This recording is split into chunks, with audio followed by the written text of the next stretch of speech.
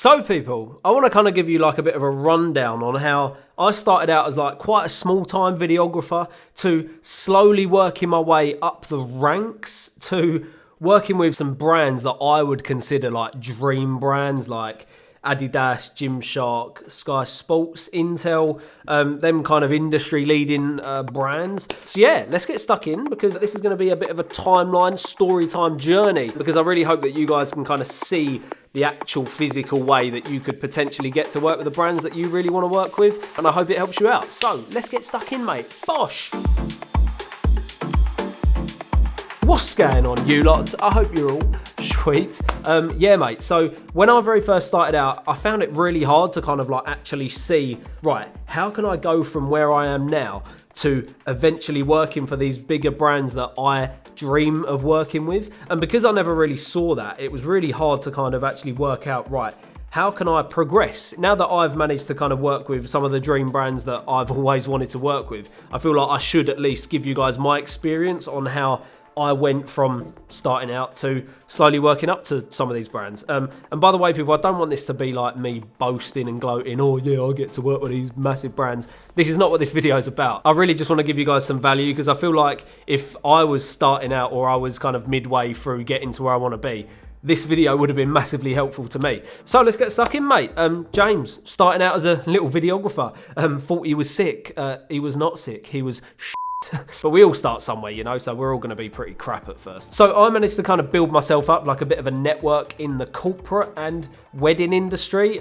It took me about 2 years to eventually get like a solid network of different companies, different brands that I used to do commercial work for. Obviously, as I said, mainly in corporate and wedding industries that I was really excited to work with at the start. But after a while, I was a bit like, I feel like I can tell better stories and express my creativity as a videographer better than just doing like corporate gigs and wedding gigs. Don't get me wrong, if you're doing like corporate wedding gigs, there's nothing wrong with that. Like, if people love doing it, great.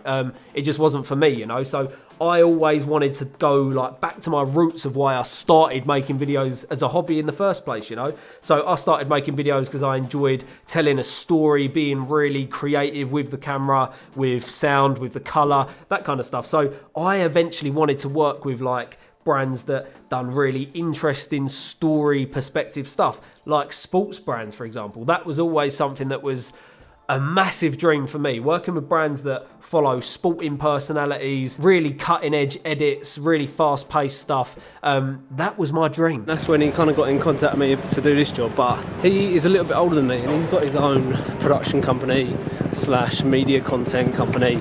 He does loads of different stuff, and it's quite like inspiring to see him in there in his office telling me about how he got these bigger clients, bigger budgets, stuff like that. So it's definitely made me think, you know what, really push it. It's not all like rainbows and fairies and that, it's like it's fucking hard work. So one day. But when I was in this kind of industry, I found it really hard to see, right, how can I break away from this industry here, the corporate industry, and work my way up in the action sports personality industry, you know? And the funny thing is, all it took for me to kind of break away from this corporate industry was one piece of free work. Now, the whole free work thing is quite a controversial topic. Like I've always said, when you're starting out, you need to be doing free work. Like, how are you going to get a job if no one knows what your service looks like? You know, no one knows how good you are at doing something. You've got nothing to show them. So I've always been a really big advocate for doing free work. Obviously, you don't want to be taken advantage of. Now, that's another bloody story, you know. But anyway, there's this guy in the gym, a friend of mine called Kai Peacock. He's a personal trainer. I'll leave his link in the description so you can go and check him out. He's got pretty cool content. Now, he actually approached me and said, James, I've got a professional boxer coming in next week. Can you create a promotional video for me with this boxer? Now I'm sitting there thinking, oh, fucking hell. I've been in the industry for like 2-3 years. I've done all my free work. I don't want to do another piece of bloody free work, you know? So I was kind of going back and forth in my head like, oh, I don't want to do this bit of work. I'm earning some pretty good money in the corporate industry. Should I take this on? Like, what's the benefit of taking it on? I eventually said, you know what? Yeah, let's just do it. Let's do this piece of free work. So I shot this piece of free work with Kai and this guy called Connor Ben. Connor is a professional boxer, wicked bloke as well. The geezer is so good to shoot. He's really dynamic, really athletic, so good at what he does, man. To shoot, he is the nuts. He looks the part as well. So big up you, Connor. Anyway, I've done this bit of free work and I've done it to the best ability I could possibly do it. Now, if you're going to do a bit of free work, you have to do it to the best of your ability. Otherwise, that is a complete waste of time. Doing a bit of free work, you don't know who's going to see it, right? If you do a shoddy bit of work and it gets seen by someone really big or someone influential, they're not going to want to use you. They're going to think, oh, sod that. They're just going to pass over it. However, if that bit of work catches their eye, they think it's a bit sick, that's your ticket, mate. They're going to jump in your DM. They're going to do something to contact you. Right, we want a video. So this bit of work that I've done with Connor and Kai actually got seen by someone very, very big in the sporting industry. This guy then personally DM'd me and said, James, loved that video. Is there any chance you can come into our office tomorrow so that we can have a little chat? I'm thinking, bloody hell, here we go. Anyway, this bloke offered me a job on the spot, pretty much. A full-time job working for their sporting company. This would have been my absolute dream job, you know, working with loads of different sporting personalities on different stories, different creative realms in filmmaking. Now, I had a really big, long think about this, and I eventually said no. And the reason I said no is because I enjoy being freelance. I enjoy being fluid, working for different people, different companies, managing my own time, not being like tied down to an actual job and salary. So I said no, but I had something very, very big in mind. I don't know if I should say this because I think they probably watch these videos. Anyway, they said to me, look, James, I'm not being funny. We're going to hire you for a few videos as a freelancer, but we're looking for someone full-time. So we're going to probably use you twice and we're going to get rid of you basically because we're looking for someone full-time. I said to myself, you know what? They ain't going to find no one else because I'm going to do such a bloody good job for them. I'm going to do the best I can possibly do for this company so that they keep me as a freelancer. So they hired me for these 2 freelance videos. We've done an amazing job with these videos. I put my heart and my soul into making these videos as good as I could possibly make them. Therefore, they booked me again. They booked me again and again and again. A year and a half later, I was still doing regular work for this company because I said to myself, you ain't going to be looking for no one else because I'm going to be putting such a big amount of effort into these videos. So I completely took their mind off of looking for someone free time because I was giving them such a good product. Honestly, I put so much effort into these videos that it was such a good feeling that I was still doing these videos a year and a half later after they told me, no, we're only going to use you twice because we're looking for someone. So after about a year and a half of making these videos, I kind of built up a bit of a name for myself shooting these kind of videos. And as I was getting more and more work in this industry, the corporate stuff, slowly I started to drip away and not booking these jobs. Now that was a really interesting transformation from going from shooting all of this corporate stuff to shooting this sporting stuff. Now, after building up my reputation and my name in this industry, that's when I started getting contacted by these other sporting brands. For example, Gymshark.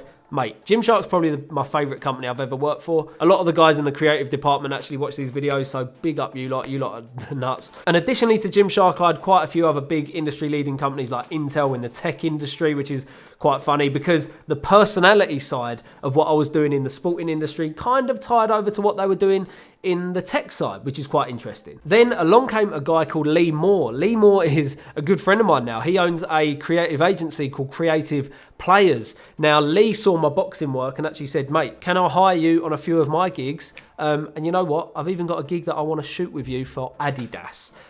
I was obviously pretty over the moon. It's so funny how you can transition from working from being in a corporate industry, shooting corporate gigs for banks and different bloody interviews with CEOs and all this stuff, to eventually working your way up to working with some industry-leading sports brands, all from doing one piece of free work. Now that bit of free work completely changed my landscape for what I was shooting in terms of the niche.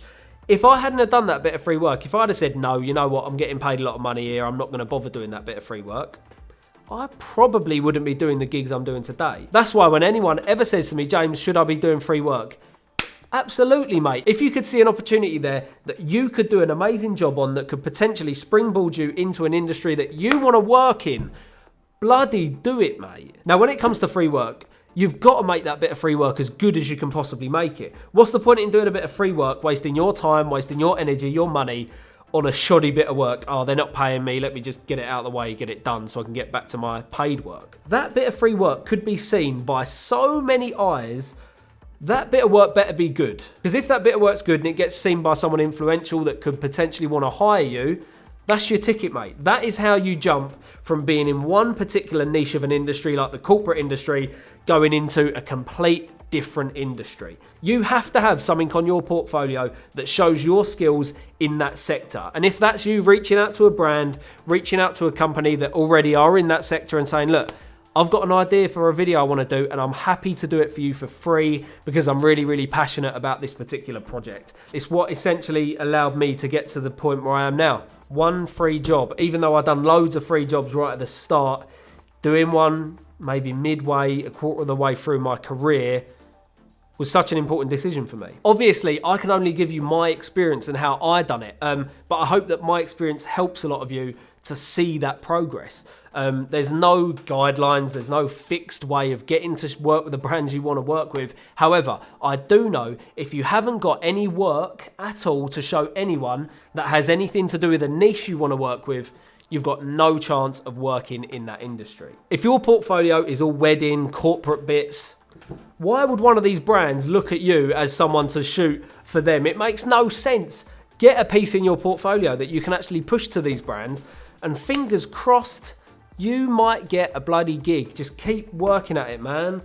Oh, God. Honestly, it feels so nice to actually talk about this openly and the brands that I work with, because at first I was a bit worried, should I talk about the brands I work with, should I not? But I think it's really important because I feel like it gives you guys a lot better of a perspective of how I worked my way up. And I'm by no means at an amazing level of where you can get, you know. I just got to a point that I'm pretty content with, like a point that I'm like, yeah, I love working in these industries that I'm working in now and for the companies I'm working for. And I really hope that you guys can do it as well, because obviously my whole channel is about teaching you lot how to get better, how to formulate your skills in the filmmaking, videography industry, be that camera, lighting, editing, but also the whole career aspect, financial aspect, and actually working and getting yourself jobs is just as important. So let me know if you want more of this kind of content. I'm really, really happy to give you some of that if you find it valuable. Obviously, this is a bit of a story time, I guess, with me. And I hope that it did help you out and give you a bit of an insight as to how you can actually increase your odds of working in the industry you want to work with. Anyway, people, thanks so much for watching. Leave me a little comment telling me what you thought of this. Would you like more, like, informational splurge from my splurge, mate? Would you prefer more informational based videos like this on the channel, or would you prefer me just to stick to, you know, practical stuff? I feel like they're both important, but yeah, I want to hear what you lot think. Anyway, thanks so much for watching, and I'll be catching you lot in the next one, mate. Oh,